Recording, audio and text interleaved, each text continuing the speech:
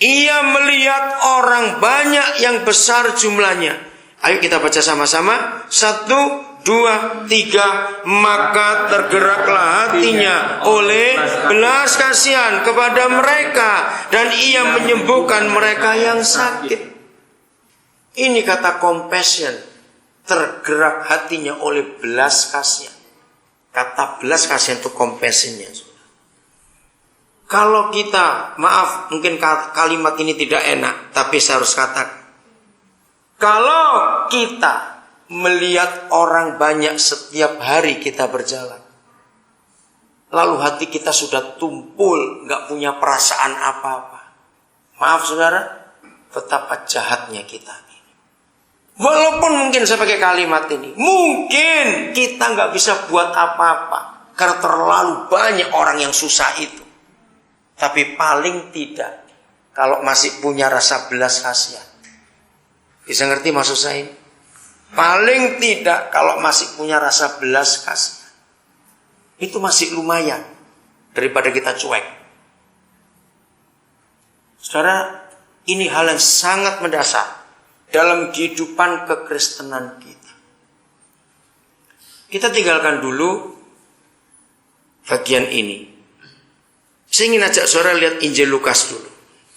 Injil Lukas 3 ayat 23.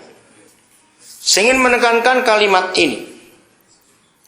Ketika Yesus memulai pekerjaannya, saudara perhatikan, gereja mengubah struktur ini.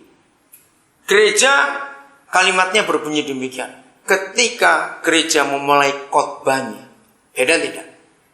Tuhan Yesus tidak disebutkan memulai khotbahnya. Tapi ketika Yesus mulai pekerjaannya, ia berumur kira-kira 30 tahun.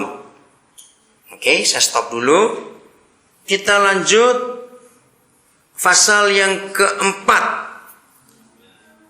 ayat 1. Yesus yang penuh dengan Roh Kudus kembali dari sungai Yordan, lalu dibawa oleh Roh Kudus ke padang gurun. Ini setelah dibaptis. Di situ ia tinggal 40 hari lamanya dan dicobai iblis. Selama di situ ia tidak makan apa-apa. Dan sesudah waktu itu ia lapar. Saya lompat lagi. Masih pasal yang keempat, ayat yang ke-31. Kemudian Yesus pergi ke Kapernaum di sebuah kota di Galilea, lalu mengajar di situ pada hari-hari Sabat. Mereka takjub. Oke, kita lanjut ayat 38. Kemudian ia meninggalkan rumah ibadat itu dan pergi ke rumah Simon. Adapun ibu mertua Simon demam keras. Saya nggak usah baca lanjut. Ayat yang ke-42.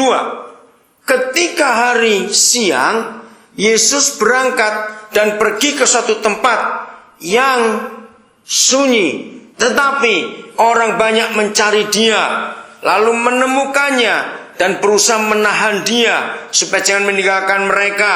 Ditahan, ya. Pasal 5 ayat 1. Pada suatu kali Yesus berdiri di pantai Danau Genesaret, sedang orang banyak mengerumuni dia hendak mendengarkan firman Tuhan. Ia melihat 2 perahu di tepi pantai. Saya lompat lagi.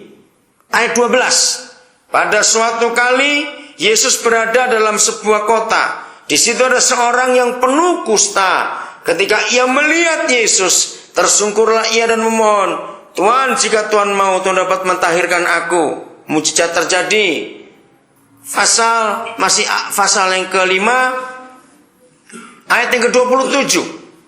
Kemudian ketika Yesus pergi keluar, ia melihat seorang pemungut cukai yang bernama Lewi sedang duduk di rumah cukai. Yesus berkata kepadanya, ikutlah aku. Inilah Matius yang dipanggil jadi murid. Terus pasal yang ke-6 ayat 1. Pada suatu hari Sabat, ketika Yesus berjalan di ladang gandum, murid-muridnya memetik bulir gandum dan memakannya, sementara mereka menggisarnya dengan tangannya, jadi membuang sekamnya. Tetapi beberapa orang Farisi berkata, dimarahi Karena membuat sesuatu pada hari Sabat. Ayat 6, pada suatu hari Sabat lain, Yesus masuk ke rumah ibadat, lalu mengajar.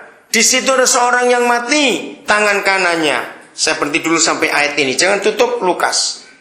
Roh Kudus, Engkau tolong kami untuk mengerti hati ini. Berapa kali kita menemukan aktivitas Tuhan Yesus di rumah ibadat, dituliskan dia mengajar, dituliskan orang mendengar firman Tuhan, dituliskan dia diskusi dengan orang-orang Farisi, ditulis semuanya itu. Tetapi tidak dituliskan isi ajarannya. Ngerti maksud saya? Tidak dituliskan apa khotbahnya. Saya harap saudara menangkap ini. Saya akan berikan pertanyaan begini kepada saudara. Dengan kisah-kisah ini, saya bisa menilai orang Kristen itu pengikut Yesus atau orang Kristen yang gerejaan. Saya harus ngerti kata gerejaan ya. Ada kata rumahan, ada kata begitu bukan? Nah ini gereja. Apa arti kata orang rumahan itu artinya apa? Suka di rumah. Nah begitu pula Kristen pengikut Yesus dengan Kristen gerejaan itu beda. Dari semua kisah ini baru Injil Lukas, belum yang lain. Jelas nggak mungkin saya buka semuanya, terlalu lama nanti saudara jadi bosan mendengar itu. Oke, saya ajak saudara mikir begini. Saya kan pendeta, pengkhotbah. Buat saya, kalau Injil ini penuh dengan khotbahnya Tuhan Yesus, saya tuh ringan. Kok nggak ada yang ngerti rupanya? Lo ngerti nggak maksudnya? Apa? Kenapa saya ringan? Ayo, kenapa ringan? Lah, tinggal ngopi saja, tinggal niru saja. Saudara, pada suatu hari, saya lupa awal 80-an. Saya tuh kepikir gini, saya, Papa, apa mungkin saya itu bisa khotbah sampai sekian banyak tahun? Kenapa saya mikir itu? Saya diskusi dengan Papa, saudara gini, kalau dokter memberi ceramah, itu pasti bahan gak pernah habis. Karena penyakit aneh-aneh makin banyak. Banyak kan ada bukan? Obat-obat yang jenis baru makin banyak.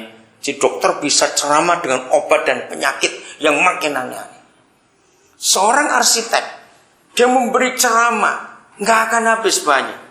Karena perkembangan arsitektur hebat sekali. Coba kita lihat arsitektur zaman gotik saja gak habis-habis dibahas sampai hari ini. Ada saja hal-hal baru ditemukan. Seorang manajer memberi ceramah manajemen, gak akan habis-habis. Karena banyak pemikir-pemikir baru di dunia manajemen. Bicara tentang teknologi, wah lebih hebat lagi itu. Gak akan pernah berhenti. Komputer saja, kapan habisnya dibahas? Terus ada program baru, sistem baru terus begitu. Nah saya berkata, nah kalau kami ini sebagai pengkhotbah, bahannya nggak pernah tambah, cuma 66 kitab ini saja. Ada hukumnya lagi, nambahin, ngurangi dihukum. Celaka itu. Lo betul nggak? Itu saya mikir awal 80-an saudara. Lo ngerti maksud saya sekarang? Nah, maka itu tadi saya baca segitu panjangnya, tidak dituliskan Yesus itu khotbah apa. Padahal ditulis dia di rumah ibadat. Ada kata dia mengajar. Contoh yang terakhir, ayat yang ke-6, ayat 6 ini. Pada suatu hari Sabat lain, Yesus masuk ke rumah ibadat, lalu mengajar di situ. Mengajar. Nah isinya apa? Kan harusnya penting firman ini yang kita pelajari. Dengarkan gereja. 90 sekian persen yang ditulis oleh keempat saudara kita tentang biografi Tuhan Yesus, itu justru bukan khotbahnya, tapi pekerjaannya. Katakan amin. 90 sekian persen bukan khotbahnya. Nah, saudara lihat, gereja memutar balik kebenaran ini. Gereja lebih banyak aktivitas ibadah dan khotbahnya. Berarti 4 penulis Injil ini dengan urapan Roh Kudus, mereka tahu dunia nggak butuh khotbah, dunia butuh action. Katakan amin. Amin. Butuh tindakan. Jawabannya adalah begini. Kenapa?